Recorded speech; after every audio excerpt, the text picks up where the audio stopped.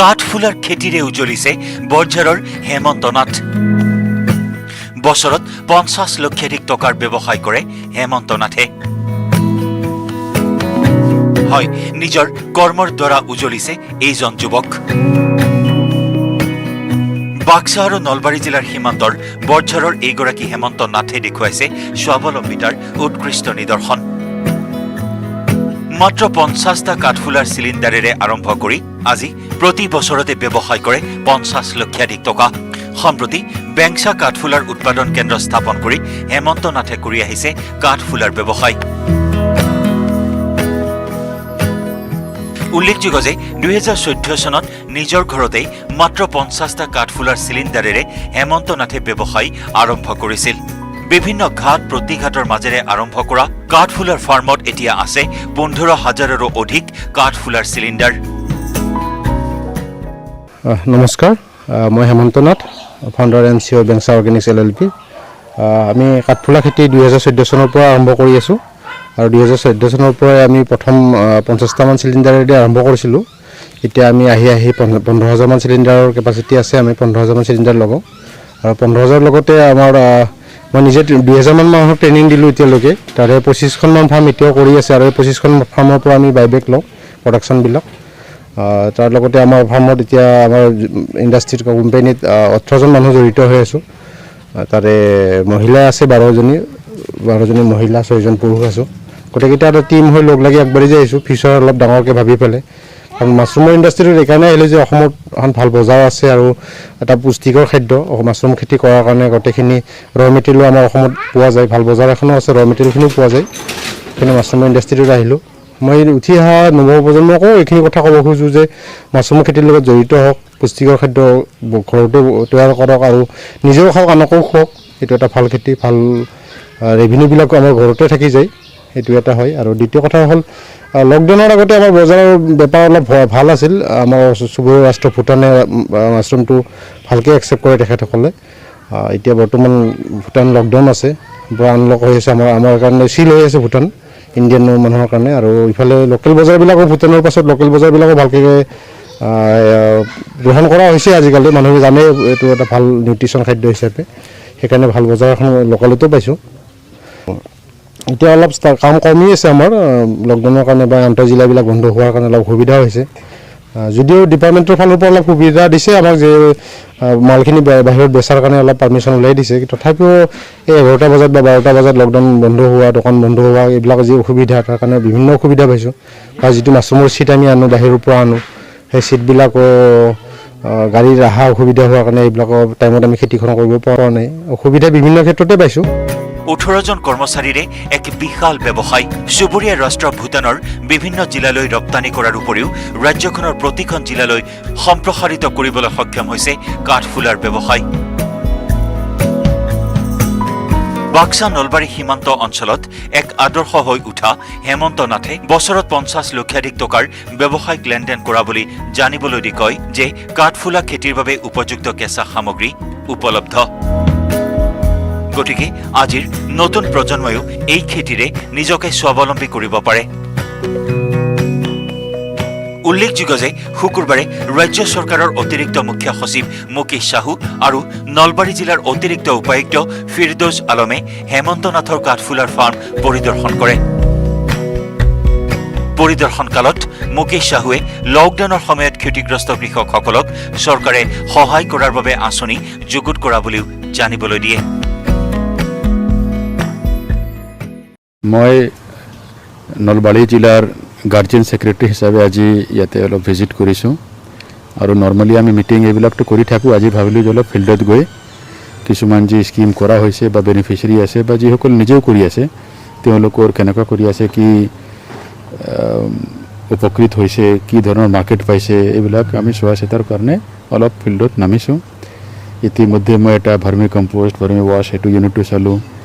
ইয়াতে আমি এই কাঠফুলাৰ সেইটো চাইছোঁ, খুবেই ভাল লাগিছে।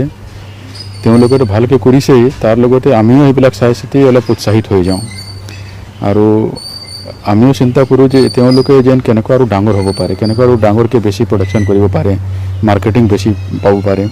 আমি তেনেকুৱা কিছুমান কথা পাতিছোঁ আৰু ভৱিষ্যত চাম যেন তেওঁলোকৰ যি এতিয়া কৰি আছে ইয়াতকৈ আৰু কেনেকৈ উন্নত ধৰণৰ হ'ব পাৰে আৰু লগৰ যিবিলাক ইয়াতে এই অঞ্চলৰ আৰু মানুহ আছে তেওঁলোকে যেন কেনেকৈ বেছি উপকৃত হ'ব পাৰে।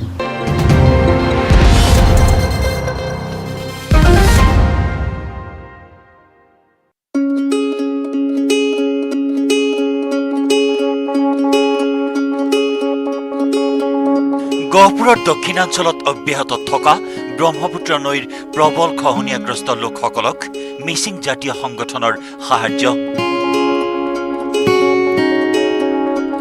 মিচিং জাতীয় সংগঠন TMPK, MMK আৰু TMMK ৰাওনামুখ গাঁও পঞ্চায়তৰ গছবুৰীয়া, ছগুৰি, কলিয়াপানী আদি অঞ্চলৰ খহনীয়া আক্ৰান্ত ৰাইজক খাদ্য সামগ্ৰী বিতৰণ কৰে।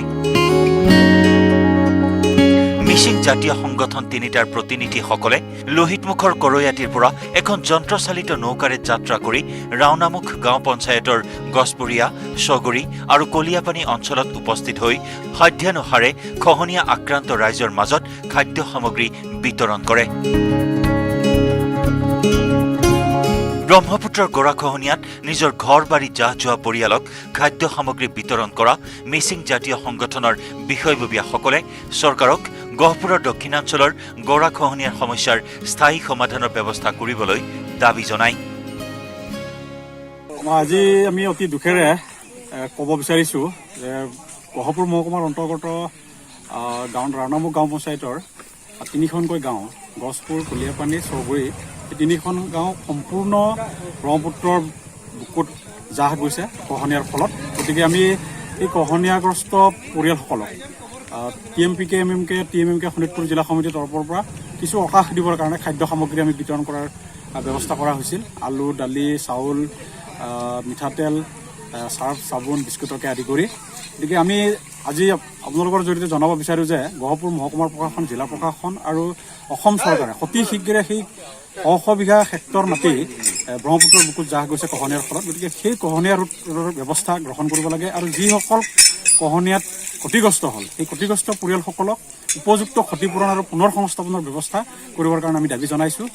আৰু এটা কথা ঠিক, অসমৰ বিজেপি নেতৃত্বাধীন চৰকাৰখনে বানমুক্ত অসমৰ কথা কৈছে, গৰাখহনীয়ামুক্ত অসমৰ কথা কৈছে, কিন্তু কথাতে নাথাকি তেখেতসকলে বাস্তৱসন্মতভাৱে, বিজ্ঞানসন্মতভাৱে, তাৎক্ষণিকভাৱে এই গৰাখহনীয়া প্ৰতিৰোধৰ ব্যৱস্থা যাতে হাতত লয়।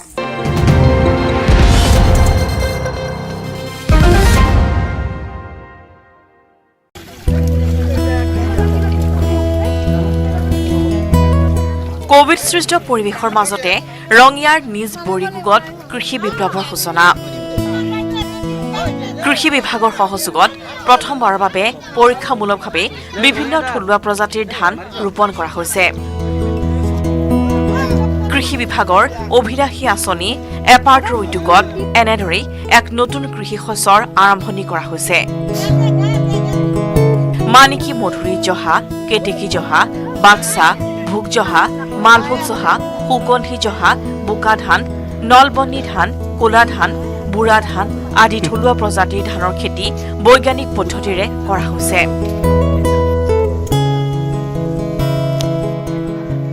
ইয়াৰ দ্বাৰা স্থানীয় খেতিয়কসকল যথেষ্ট লাভান্বিত হ'ব বুলি আশা প্ৰকাশ কৰা হৈছে। থলুৱা খেতিয়কৰ উৎপাদন বৃদ্ধিৰ লগতে থলুৱা ধানৰ খেতিৰ প্ৰতি আগ্ৰহী কৰি তোলাৰ লক্ষ্যৰে এনেদৰে বিজ্ঞানসন্মতভাৱে খেতি আৰম্ভ কৰা হৈছে। আজি এপাৰ্টৰ অধীনত আন্তঃৰাষ্ট্ৰীয় ধান গৱেষণা কেন্দ্ৰ আৰু ডিষ্ট্ৰিক্ট এগ্ৰিকালচাৰ অফিচৰ ফালৰ পৰা ক্ৰপ কেফেটেৰিয়া বুলি এটা আমাৰ অনুষ্ঠানত প্ৰদৰ্শনীমূলকভাৱে খেতি কৰিবৰ কাৰণে আজি আমি আহিছোঁ। ইয়াতে আমি ধান লৈছোঁ। আজি ইয়াতে আমি 10টা বেলেগ বেলেগ ধানৰ জাত লৈছোঁ, য'ত এইবাৰ আমি জহা, তাৰপিছত বৰা আৰু বৰ্ণি ধান লৈছোঁ। ব্লেক ৰাইচ আছে। ইয়াতে আপোনাৰ জহাৰ 4-5টা ধানৰ জাত আছে, যেনে কেতেকী জহা, বকুল জহা। তো ইয়াৰ জহা ধানৰ ভিতৰত ধৰক ইয়াৰে আমি খেতিয়কখিনিক দেখাব বিচাৰিছোঁ যে কোনটো ধানৰ জাত কৰিলে তেখেতসকলে বেছি লাভান্বিত হ'ব। আৰু বৈজ্ঞানিকভাৱে আমি কৰা হৈছে, ইয়াতে লাইন ট্ৰান্সপ্লান্টিং কৰা হৈছে। সাৰ যিমানখিনি ধৰক আমাৰ ৰেকমেণ্ডেড ড'জ, সেই ৰেকমেণ্ডেড ড'জ মতে দিয়া হৈছে। আৰু ইয়াৰে মানুহখিনিৰ কাৰণে ধৰক এটা ইভালুৱেশ্যনৰ কাৰণে এইটো এটা খুব ভাল এই হ'ব, যাতে আমি ধানৰ জাত কোনটো কৰিলে তেখেতসকলে উৎপাদন বেছি পাব আৰু তেখেতসকলৰ আপোনাৰ ইনকাম কেনেকৈ বাঢ়ে সেইটোৰ বিষয়ে আমি এটা প্ৰদৰ্শনীমূলকভাৱে খেতি কৰিব লাগিছে। কৃষি বিভাগৰ বিশেষজ্ঞসকলে স্থানীয় কৃষকক প্ৰশিক্ষণ দিয়াৰ লগতে পৰীক্ষামূলকভাৱে এই খেতি কৰিবলৈ ধৰিছে।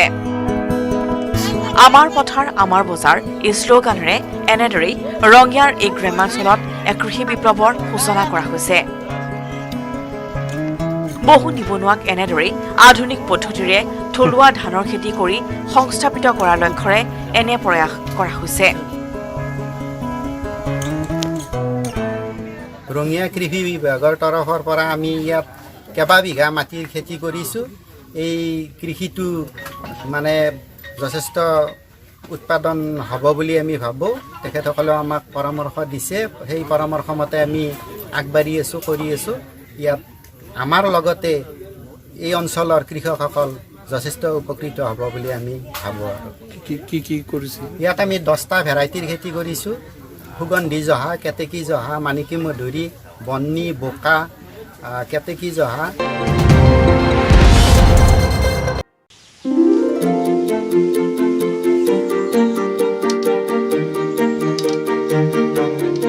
মাহেকত ৮০,০০০খন থলুৱা গামোচা উৎপাদনৰ লক্ষ্যৰে আগবাঢ়িছে শিৱসাগৰ জিলাৰ নাজিৰাৰ এটি স্বেচ্ছাসেৱী সংগঠন। যুৱ সমাজকৰ্মী ময়ূৰ বৰগোহাঁইৰ নেতৃত্বত নাজিৰাত গঢ় লৈ উঠা আশ্ৰয় নামৰ স্বেচ্ছাসেৱী সংগঠনটোৱে বৰ্তমান নাজিৰা মহকুমাৰ লগতে ইয়াৰ দাঁতিকাষৰীয়া অঞ্চলৰ ৭,০০০ মহিলাক দিছে আত্মনিৰ্ভৰশীলতাৰ পথ। সংগঠনটোৱে মহিলাসকলক গামোচা উৎপাদনৰ বাবে প্ৰদান কৰি আহিছে বিনামূলীয়া সূতা। আৰু এই সূতাৰেই গামোচা উৎপাদন কৰি স্বাৱলম্বী হৈছে মহিলাসকল। মোৰ নাম মিছ ৰেখামণি বৰগোহাঁই। গাঁওখনৰ নাম দুৱাৰা গাঁও। সূতা মই 800 NGOৰ পৰা পাইছোঁ।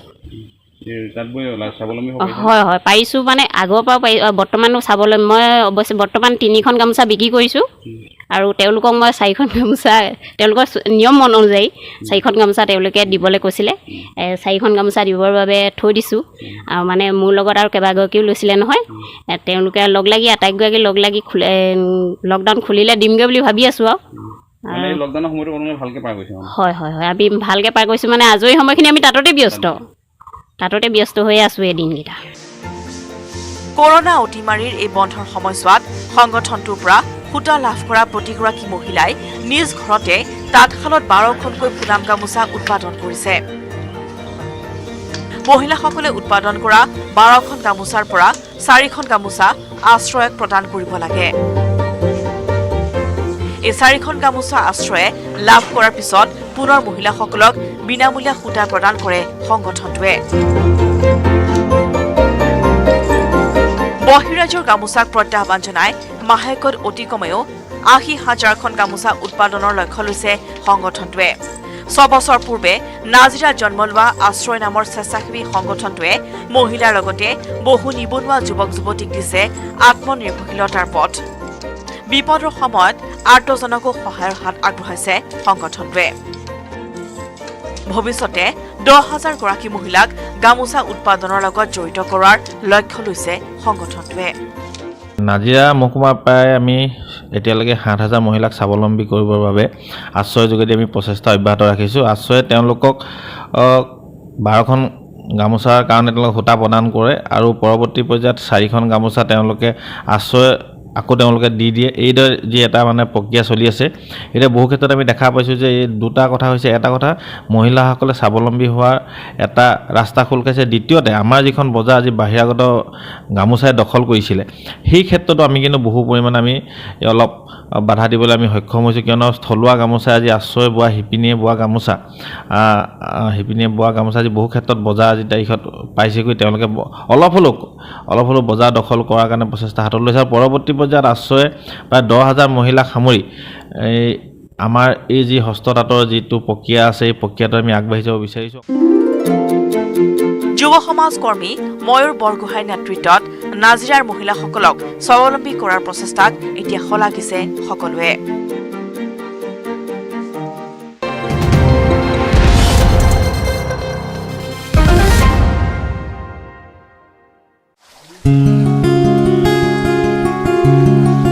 আত্মনিৰ্ভৰ অসমৰ মূল মন্ত্ৰ সৰুগত কৰি মেৰামতিৰ এগৰাকী যুৱকে প্ৰতিষ্ঠা কৰিছে স্বাৱলম্বিতাৰ অনন্য নিদৰ্শন। থলুৱাভাৱে বিক্ৰীযোগ্য মাছ আৰু মাছৰ পোনা উৎপাদন কৰি ৰাজ্যৰ নিবনুৱা যুৱক-যুৱতীসকলৰ বাবে সম্প্ৰতি আদৰ্শত পৰিণত হৈ পৰিছে 25 বছৰীয়া যুৱকজন। মেৰাপানীৰ ভেলেউগুৰি অঞ্চলৰ উচ্চ শিক্ষিত যুৱক উৎপল ফুকনে চৰকাৰী চাকৰিৰ পিছত দৌৰ নিদি সম্পূৰ্ণ একক প্ৰচেষ্টাৰে মীন পালনক ৰূপান্তৰ কৰিছে এক উদ্যোগলৈ। গুৰুত্বপূৰ্ণ কথাটো হ'ল যে বাহিৰা ঠাইৰ পৰা মাছৰ পোনা আমদানি কৰাৰ বিপৰীতে উৎপলে নিজা পামতে উন্নত প্ৰজাতিৰ মাছ পোনা প্ৰজননৰ ব্যৱস্থা কৰি মীন পালকসকলক যোগান ধৰি আহিছে। সম্প্ৰতি ৰৌ, বাহু, মিৰিকাৰ পৰা থলুৱা শিঙি, মাগুৰ, কাৱৈ আদি প্ৰায়সমূহ মাছৰ পোনাই উপলব্ধ উৎপলৰ মীন পামত। 2006 চনতে প্ৰয়াত পিতৃয়ে স্থাপন কৰা মেৰাপানী মীন পোনা উৎপাদন পামখনিক এতিয়া নতুন ৰূপত গঢ় দিছে কৰ্মোদ্যমী উৎপলে।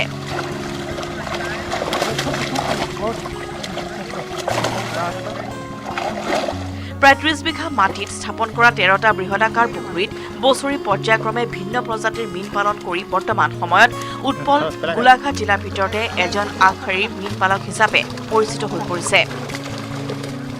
অসমৰ দৰে পুখুৰী জলাশয়েৰে ভৰপূৰ ৰাজ্যখনত উৎপল ফুকনৰ মীন বিপ্লৱে আত্মনিৰ্ভৰশীলতাৰ এক নতুন সঞ্চাৰ আনিব পাৰে। উৎপল ফুকনৰ এই যাত্ৰা আৰু অধিক ত্বৰান্বিত হওক, আমি তাকে কামনা কৰিছো। বৰ্তমান মই 20-25জন মানুহক জড়িত কৰাই আছোঁ এইটো কামতে, আৰু ভৱিষ্যতলৈ আৰু অলপ বঢ়াম বুলি ভাবি আছোঁ। বৰ্তমান মই 35 বিঘামান এটা নিজৰ মাটিকালিতে মীন পোনা উৎপাদন কৰি আছোঁ, আৰু লিজতো লোৱা আছে 50-60 বিঘামান। এনেকৈ মানে 100 মান ভিতৰত হৈ যাব আৰু। নিশ্চয় নিশ্চয় নিশ্চয় এইটো মানে কি হৈছে আপোনাৰ, ময়ো প্ৰথম আজি 2-3 বছৰ ধৰি কামখিনি চব চালি জাৰি চাই মেলি এইটো কামতে ভৱিষ্যতৰ জীৱিকা হিচাপে ল'ম বুলি বাছি পেলানি এইখিনি কামত আগবাঢ়িলোঁ, আৰু ধুনীয়াকৈ একদম নিশ্চিন্ত মনে আপুনি 1 বছৰত মিনিমাম এটা 1 বিঘা ফিচাৰীৰ পৰা 1 বছৰত 2.5 লাখ টকা এটা ইনকম কৰিব পাৰিব। সাধাৰণতে এনেকুৱা এটা প্ৰজেক্ট ল'বৰ কাৰণে হয়, প্ৰথমতে কিমান টকা খৰচ কৰিবলগীয়া হয়? খৰচ মানে কথাটো এনেকৈ আহিলে, এতিয়া আমাৰ বস্তুখিনি ছেটআপটো হ'ল আপোনাৰ এক ফিচাৰী বনাবলৈ আপোনাৰ এটা টাইমত লাগি যাব মিনিমাম 1 বিঘা ফিচাৰী এটাত 1.5-2 লাখ টকা লাগি যাব অকল খান্দোতে। এটা মাছ পোৱালি দিব লাগিব 1 বিঘাত 25,000, মানে আপোনাৰ 1 কুইণ্টেল মাছ দিব লাগিব 100 গ্ৰাম চাইজৰ, আৰু ফিড লাগিব আপোনাৰ 55-60,000 টকামান। মোটামুটি 1 লাখৰ ভিতৰত আপোনাৰ এটা কালচাৰ হৈ যায়। তাৰপিছত আপোনাৰ আউটপুটটো আহিব আপোনাৰ 2.5 লাখ, মানে 1.5 লাখ টকা এটা 4 মাহত পায়। 2 লাখত দুটা কালচাৰ আপোনাৰ 3 লাখ টকা এটা পাব পাৰি। কিন্তু ফিচাৰী বস্তুটো প্ৰথমত আপোনাৰ অলপ খৰচাটো কম, পিছত আপোনাৰ ফিচাৰীটো এইটো আপোনাৰ প্লাছত গুচি গৈ থাকিব।